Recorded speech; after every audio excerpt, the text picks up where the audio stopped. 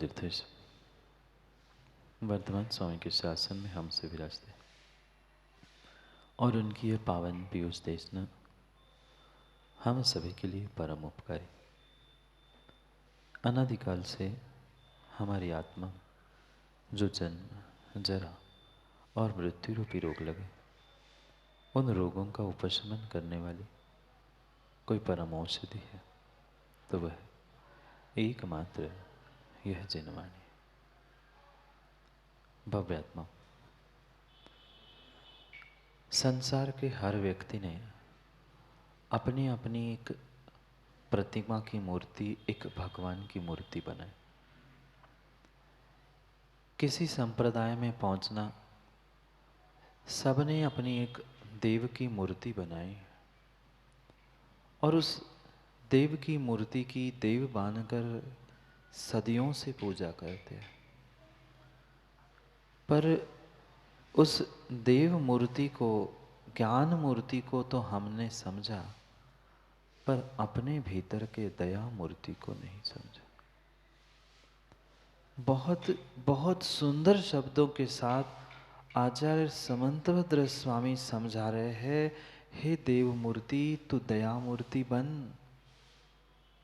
क्योंकि पप्पू भाई, पत्थर की मूर्ति, देव की मूर्ति तो हर जगह मिलती है, पर दया मूर्ति कहीं मिलती है तो इस ब्रह्मांड के सबसे बड़े धर्म जैन धर्म और जैन दर्शन में मिलती। आज तक व्यक्ति उस पत्थर की प्रतिमा में तो उलझा रहा, उसको देव मूर्ति मानकर उसकी पूजा अर्चना सब करता रहा, पर क्या करें, वह आज तक श्रावक की प्रतिमा को नहीं पाल पाया। दाऊ कितनी प्रतिमा हो गई, एक मंगलगिरी में, एक इधर, एक उधर, पर श्रावक की कितनी प्रतिमा हो गई? नहीं। वो पत्थर की प्रतिमा तो बंगेला तुम्हारी भी है ना, पत्थर की प्रतिमा तो फिर भी पूजने के काम आ जाएगी, पर अगर तू श्रावक की प्रतिमा ले लेगा तो तू ही स्वयं पूज्य बन जाएगा। ये निर्णय हमें करना है। वह पत्थर की प्रतिमा तो दूसरा पूजता है, तुम्हें भी उस पत्थर की प्रतिमा को, उस देव मूर्ति को पूजना पड़ता है। अगर तू दया मूर्ति बनकर तू ही प्रतिमावान बन गया, तू ही भगवान बन गया, तो संसार तुम्हें पूजने लग जाएगा। पर उस देव मूर्ति बनने के पहले तुम्हें दया मूर्ति बनना होगा। कौन दया मूर्ति? मात्र किसी का नाम दया रख लिया और उसकी मूर्ति बना लो दया मूर्ति नहीं। बहुत बहुत गहरे सिद्धांत के साथ श्रावक को समझा रहे हैं आचार्य भगवंत, कभी तो आगे बढ़ने का प्रयास कर। आज तक आगे बढ़ने का तो प्रयास तुमने किया, कई बार बढ़ते बढ़ते बढ़ते शिखर पंडित जी आगे बढ़े, पर फिर भी आगे क्यों नहीं पहुंचे? क्योंकि 2 कदम आगे बढ़े, 4 कदम आगे बढ़े तो हम 2 कदम पीछे और 4 कदम पीछे आते रहे। हम इसी बात पे खुश थे, हम तो 4 कदम आगे बढ़े, पर ये क्यों भूले थे आप 4 कदम आगे बढ़ने के साथ 8 कदम पीछे भी तो आ रहे थे। ऐसा नहीं हुआ धर्मेंद्र भाई। व्यक्ति खुश था, मैं रोज 4 कदम आगे बढ़ रहा हूं, पर उस व्यवहार की क्रिया में तुम 4 कदम आगे बढ़ रहे थे, पर धर्म की क्रिया में अगर 8 कदम 2 कदम भी पीछे आ रहे थे तो मंजिल कब मिलेगी? भले ही रोज आधा कदम 1 कदम आगे बढ़ो, पर बढ़ते रहोगे रोज आगे तो कहीं मंजिल पे पहुंचोगे। अगर बढ़ना नहीं सीखा है, पढ़ना नहीं सीखा है, तो जीवन में कल्याण करने वाले नहीं। उन श्रावकों की प्रतिमा को समझाते हुए आचार्य भगवान समझा रहे हैं कि नहीं है पूर्ण शक्ति एक साथ भगवान बनने की, मुनिराज बनने की, उत्कृष्ट श्रावक बनने की। कम से कम एक एक पायदान चढ़ो, एक एक सोपान आगे बढ़ते जाओ। पहले सम्यक दर्शन की शुद्धि के साथ वह दर्शन प्रतिमा धारण कर लो, फिर व्रत प्रतिमा, फिर सामायिक प्रतिमा, फिर प्रोषदोपवास, और फिर पांचवी प्रतिमा सचित त्याग। कितना त्याग! अभी तक पता ही नहीं है कि सचित होता भी क्या है। मां त्याग है सचित का? नहीं है। कई सारे जीव यहाँ बैठे हैं, उनको शायद ये तक नहीं पता होगा कि ये सचित होता क्या है। क्यों श्रेयस? नहीं पता, पता ही नहीं है। भले ही घर में अभी 10 दिन प्रयोग नहीं करो माँ हरि का सचित का, पर फिर भी कभी बच्चों को समझाया? महाराज जी हम ही नहीं समझते तो बच्चों को कहाँ से समझाए? हमारा ही त्याग नहीं है, हम आने वाली पीढ़ी का क्या त्याग करवाएं? उन सचित त्यागी जीवों के विषय में कह रहे हैं, सचित त्यागी ही दया मूर्ति है। क्या रत्नकरण श्रावकाचार्य पढ़ा नहीं? श्लोक भी कंठस्थ हो गए। समंत भद्र स्वामी कह रहे हैं, उस पांचवें प्रतिमाधारी जीव के लिए, जो पंचम प्रतिमाधारी जीव है, पंचम गुण स्थानवर्ती जीव है, उसको कह रहे हैं सचित विरतो दया मूर्ति। जिसने सचित का त्याग किया है वो ही दया मूर्ति है, और जो दया मूर्ति होता है वो ही सचित का त्याग करता है। जिसके भीतर दया नहीं है, करुणा नहीं है, वह कभी भी सचित का त्याग कर ही नहीं सकता। सामने दिखा ठेले पर, तुरंत पहुंच गए चाटने के लिए। बुरी लग रही है, बुरी लग जाए चाहे भली लग जाए, स्थिति ऐसी ही है। कभी रखा, कभी अनिमेष भाई रखा विवेक कि हम क्या खा रहे हैं, उसमें क्या क्या मिला है और किस किस प्रकार से मिला है, कभी भान नहीं किया।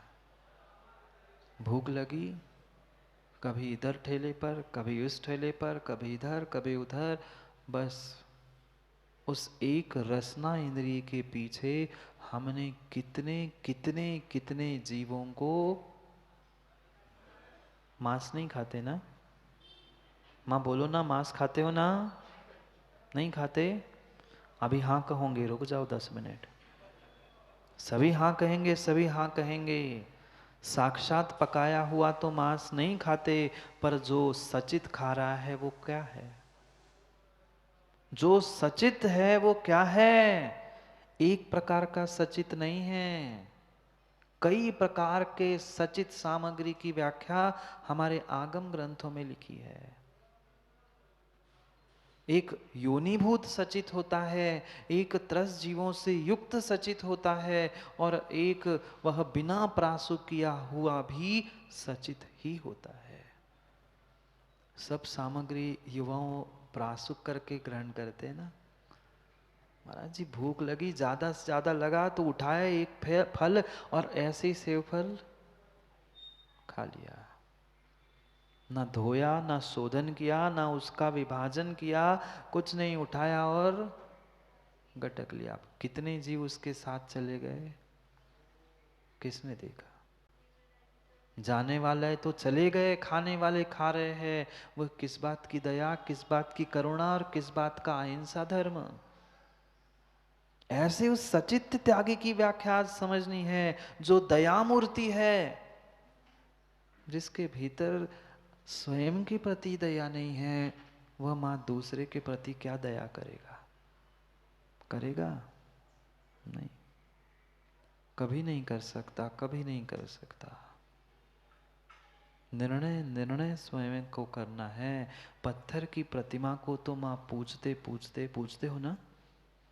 पत्थर की प्रतिमा को, पाषाण की, उस धातु की सब प्रतिमा को पूज लिया, पर अपने भीतर को, अपने भीतर कभी प्रतिमा धारण करने का भाव क्यों नहीं ला पाए?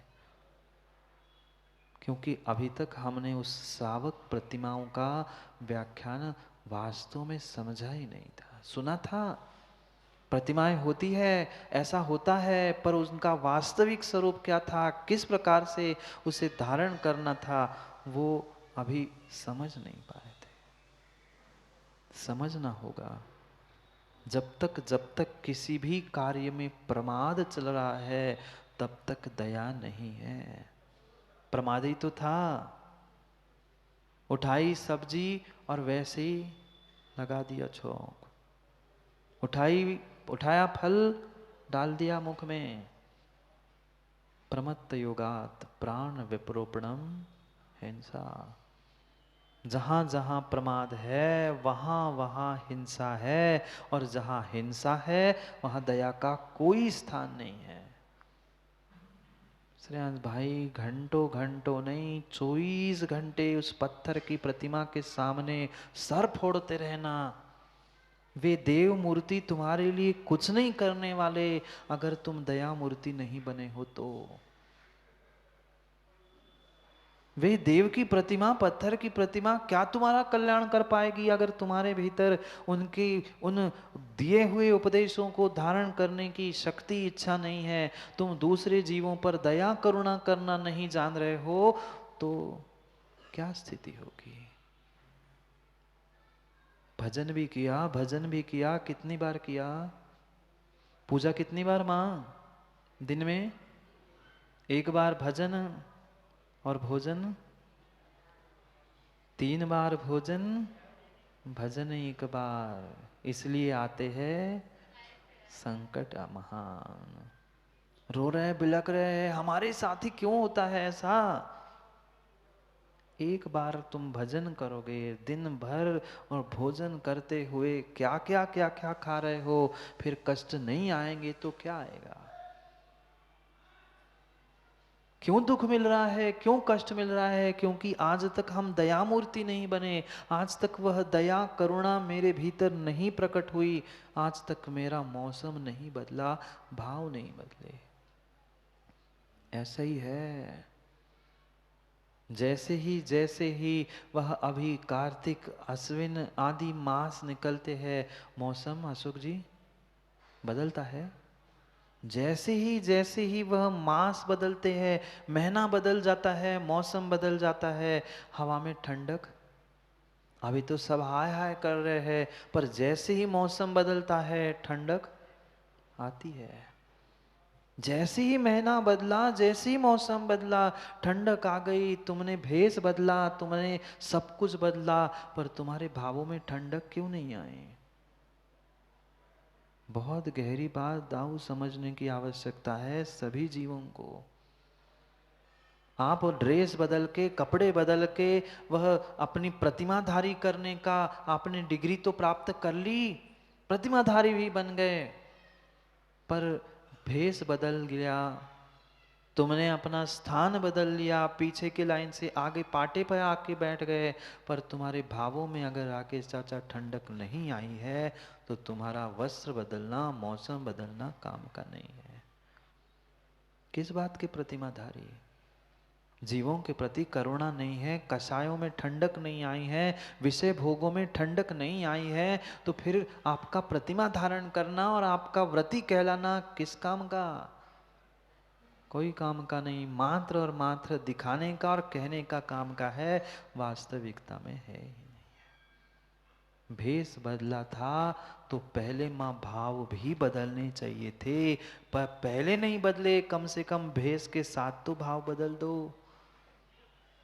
क्योंकि देखना, मौसम बदलने के साथ साथ नहीं, कुछ समय पहले ही मौसम के सूर्यास्त होने से पहले ही थोड़ी थोड़ी ठंडक होने लगती। पूरी ठंडक तो सूर्य डूबने पे ही होगी, पर प्रारंभ पहले से ही होता है। ऐसे ही पहले से प्रारंभ कर लो, अगर जीवन में कभी हमें अपने मौसम को बदलना है। कौन सा, ये बाहर के मौसम नहीं, वे तो बदलते हैं, भीतर के मौसम बदलने के लिए भावों को बदलना होगा। भावों में थोड़ी सी ठंडक, थोड़ी सी दया, थोड़ी सी करुणा लानी होगी। कितनी कितनी कितनी गृद्धता, कितनी गृद्धता मात्र एक उस रसना इंद्रिय के पीछे। खाने के लिए कितना खाते हैं श्रेणी दादा, 50 रोटी, 3-4 रोटी मुश्किल से, वो भी 3 नहीं हो रही, 2-3-4, कभी गई सो गई, नहीं तो वो भी नहीं। पर कर लिया सचित्त त्याग। अभी बताऊंगा, फिर कह लेना कि सचित्त का कितना त्याग है और कितना नहीं है। अभी सचित्त जानते ही नहीं है। माँ खोज खोज कर आप उन सचित्त सामग्री को ही सेवन कर रहे हो, वह अभक्ष का ही सेवन कर रहे हो, और कर भी रहे हो और दूसरों को भी खिला रहे हो। जब दया नहीं है तुम्हें अपने प्रति, सब जीवों के प्रति, फिर क्या क्या काम का। पता नहीं कहाँ कहाँ ये चटोरी जीव। कौन? पच तो है नहीं रहा, डॉक्टर ने मना कर दिया है, पर फिर भी ये चटोरी जीव कभी इस ठेले को चाट रही, कभी उस ठेले में चाट रही, कभी इस होटल में, कभी उस ढाबे पे। चाट लो। जितना जितना आज तुम उन दूसरे जीवों के कलेवर को चाट रहे हो, कल नरकों में, कल नरकों में दूसरों के शरीर के मां, वहां कोई मांस कुछ नहीं, दूसरे के शरीर को काट के डालो, वो नहीं मरेगा, पर खाओ तुम। सोचो क्या स्थिति है। आज तुम जो कर रहे हो, आज तुम जो कर रहे हो, वही कल तुम्हारे साथ होने वाला है। आज तुम छोटे छोटे जीवों को खा रहे हो, कल तुम्हें भी खाने वाला कोई मिलेगा। क्या क्या खाया और क्या क्या नहीं खाया। किसके पीछे? किसके पीछे? मात्र और मात्र इस चटोरी जीव के पीछे चाट रहे हैं। बनेंगे बनेंगे पक्का है। जो जो जो जो का मुन कहीं इस ठेले से खा लो, कभी उस ठेले पर इसका अच्छा स्वाद है, ऐसा ही है। क्यों युवा, ऐसा नहीं है मोहित? ऐसा ही है। कभी इस ठेले पर, कभी उस ढाबे पर, कभी इस होटल पे, जहां जो अच्छा लगा वहां वो खा लिया। पेट भरा भी है तो भी कहते हैं कौन सी बड़ी बात है, फुल्की खाने में थोड़ी भूख लगती है, वो तो पानी है, और चाट लो और खा लो। ऐसा ही है, वे बनने वाली मधुमक्खी है। हाँ ऐसा ही है, बुरी लग जाए तो अच्छे से लग जाए, कम से कम थोड़ा सा सुधार हो जाए। मधुमक्खी को देखा कभी क्या करती है? कभी इस फूल से उठाकर, कभी उस फूल से, कभी इस फूल से, सभी फूलों से वह मधु को उठाते उठाते अपने घर में रखती है। और ये ठेलों पर चाटने वाले, वे घर में नहीं रखते, पर इस ठेले से चाट लिया, उस ठेले से चाट लिया, इधर से होटल से खा के भीतर रख लिया।